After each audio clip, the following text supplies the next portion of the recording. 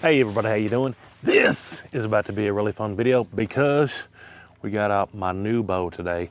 Today, there's a couple things we're doing for this video. Number one, we're testing out this bow release that I just picked up from Wally World literally yesterday, but I'm gonna be using it on this brand new Barnett Vortex that we just got. Have not flung a single arrow out of this thing yet. Got this from Barnett for my kids. My kids love bow hunting. Never taken a deer with a bow, but they love going out and practicing with their bows. This new one has enough sauce on it where if they get their practice down where they're hitting the target consistently, we're gonna get them out in the woods chasing whitetails with this baby. But like I said, testing this release, picked it up from Walmart. 16 beans for this thing. Let me go back to the table, show you everything we got here that we're using for this video. And yeah, I'm gonna get to practicing myself. Now, long story short, this Barnett Vortex, it's 19-pound draw weight up to 45. When I got it, it was on 45. My wife couldn't even pull it back, not to mention my kids. But I've got it with the what they call B modules in the cams, and it's probably 20 to 25 pound draw right now. Now for me, draw length way too short, right?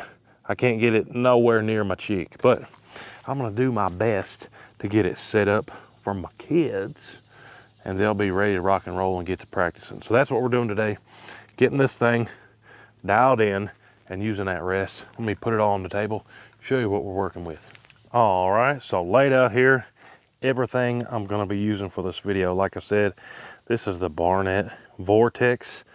It is 19 to 45 pound draw weight, super easy to adjust the draw weight. And for today, I picked these up at Wally World yesterday too.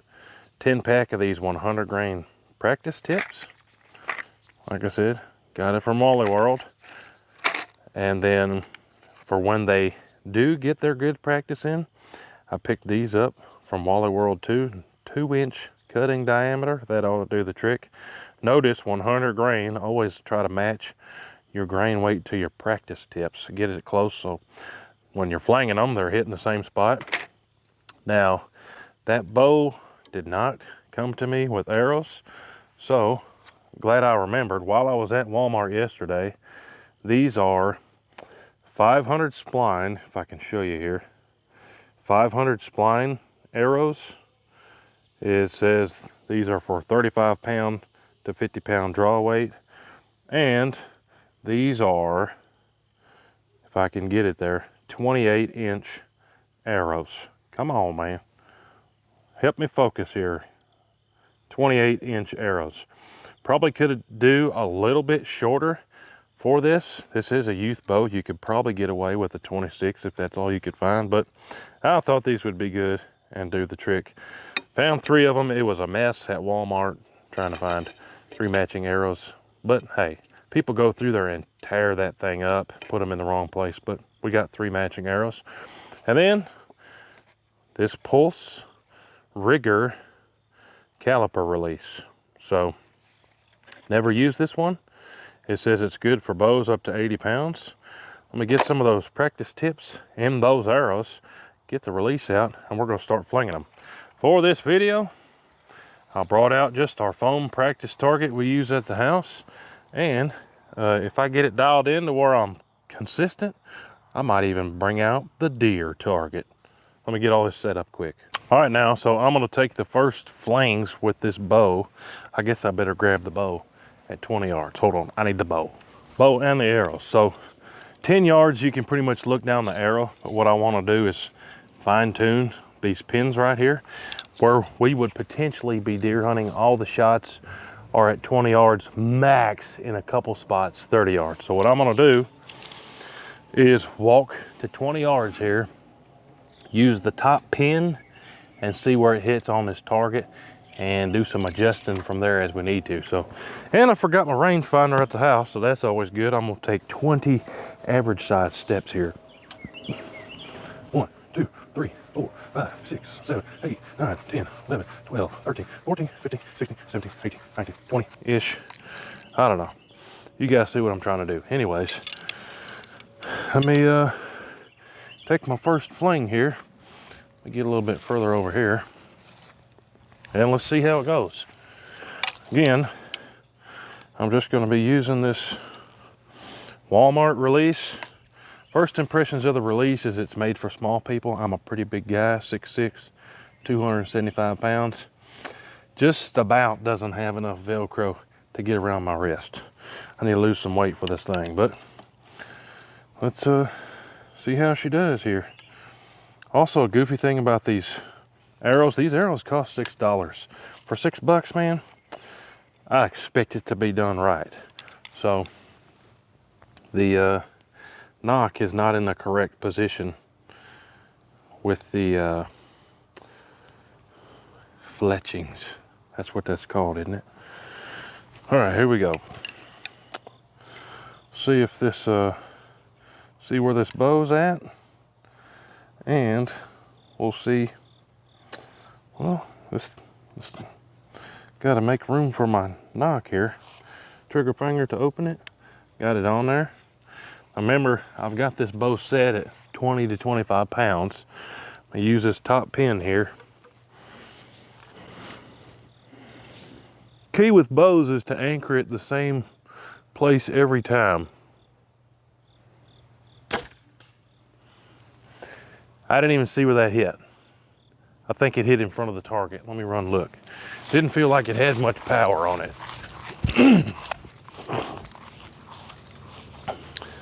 Oh, you got to be kidding me. Don't tell me I barreled that arrow already. Did I just lose $6? Well, I was so focused on that pin there that I didn't even see where the arrow went. So, wow. Hopefully I did not just lose $6. But let me send another one, and I'll pay super close attention and see where this arrow goes. I'll put my focus on the arrow this time and not so much focus on the sights. Hopefully where this one hits, it'll tell me where the other arrow is. Yeah. So I think that first one went above the target. Let me pause quick and we'll see if I can find that other arrow. Nah, forget it. Let me go ahead and fling this one. That also went left of the target, so we definitely need to make some adjustments from where we're at. I want my top pin to be a 20-yard fling there. Make sure this is all lined up here. Try this third one, using the top pin again, and trying to see where the arrow hits.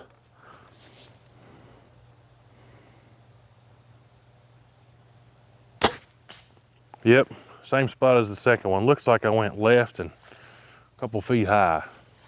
All right, so we got good news and some bad news. Well, maybe not bad news. Well, the bad news is I completely missed the entire target at 20 yards. Good news is I did find all three of my arrows. Now look, my target is right there. They were up in that dirt right there. So if you look at my target, I was hitting roughly 1.5 feet left and probably 3 feet high. So right out of the box at 20 yards, this thing was pretty much way off. And the bad news part is I lost one of my nocks. I looked all over, so word to the wise or pro tip, if you get nocks from Walmart, set them up correctly to where they're lined up with your off-color fletching, which these were not. I mean, $6, come on, man, at least put the nock in right. But super glue them the night before, or use whatever you want to use for your nock. But $6 arrow, it's now worthless to me. I may have some spare nocks at the house, but probably do. But anyways, it's useless to me for the rest of this video. Come on, man. Now let me show you the adjustments here. So there's several adjustments on this that you can do. So there's this slider right here. We can move this slider up and down. So I was high, so I just moved this slider up quite a bit. It was set right in the middle. You can see I've got it, I don't know, another third down. So I made that adjustment. Then there's also a slider going horizontal. You can see that there. Let me show you the other side. So it was already set almost all the way out. So you can see where I've got it set now, if this camera will focus. That only has a half bite on the edge there. So I'm kind of afraid that this doesn't have enough adjustment left and right. And then to fine tune your yardage pins, you can move those little bolts up and down. I did not touch those yet, but we most likely will. What I really want to do is get this bow dialed in at 20 yards, and then we can just hold a little high or hold a little low if we need to at 20 yards. But I made an adjustment based off missing high and left. Let's see if this helps us at all here. Also, let me grab that release. All right, what are you guys seeing? You can see the target there. Let me aim you a little bit more down. All right, so now I've only got 2 arrows now.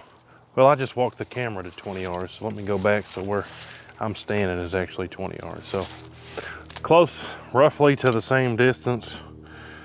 First thoughts on this release, absolutely no problems. For 16 bucks, hey, can't go wrong. We'll see how it lasts in the long run, but there's not a whole lot mechanically to happen there. It's just a little spring and a little roller bar. Probably lasts a little good while for you. But this bow is not worth a count if it doesn't hit where we're aiming. So let's see what we can do here and see if this hits anywhere near where I'm aiming this time. I'm aiming right for the bullseye of that deer on the chest. We're still high and left. So we're a lot closer to the target, but we're still high and left. So like I said, I don't know if this is going to have enough adjustment in it to get us all the way on target horizontally. I'm gonna hold about a foot off the right of the target. So I hit the top of the target and it bounced off. So that tells me I need to come down another half target, and I need to come right about a half target. Let me make some more adjustments here and see what happens. All right, so you just missed about 20 minutes of me messing around and adjusting this. Good news is I'm consistently now at least hitting the target. Bad news is I lost another arrow, sent that thing in the grass. One thing I did notice, so the review on this Pulse from Wally World, I got no issues with it whatsoever. But me personally, and on this bow, I just tried a bunch of practices with my fingers, doing a 3-finger hold. I'm much more consistent and able to hit what I'm aiming at a lot better just using a 3-finger hold. This release really greatly changed my anchor point to where, I'll show you here in a second, when I'm using this, I had to max out the adjustment almost completely up and over. But when I use the 3-finger hold, the sights could pretty near be just about in the center. So take that for what it's worth. If you could pull it back on these Barnett vortexes with your fingers, for me, I can fling the arrows a lot more consistently just using my fingers. But everybody's different. I don't know. You got to feel around like I'm out here fiddling around today. But let me just show you me hitting the target once. I only got 1 arrow. I should have got like 10, but like I said, I could only get 3 matching ones at the Wally World that were this length. So let me try one here again. Show you that I can actually hit the target now. I'll probably miss, but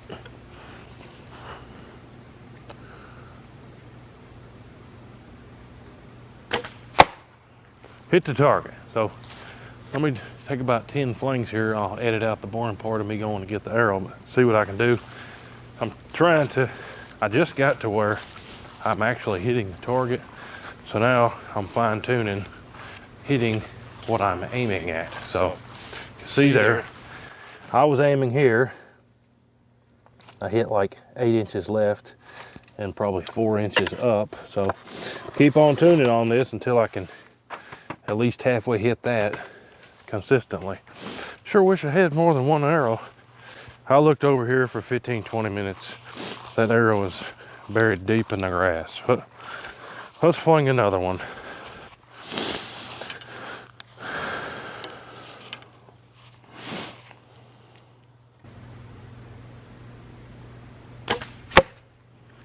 In the antlers, so that fixed my left and right a little bit.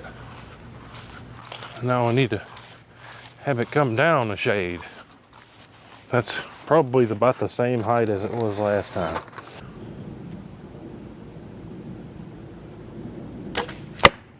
Hup.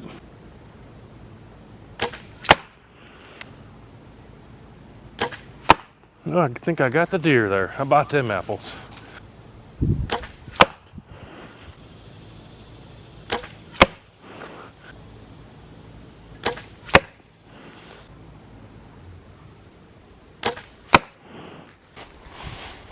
Watch this one, I'm gonna call it bullseye.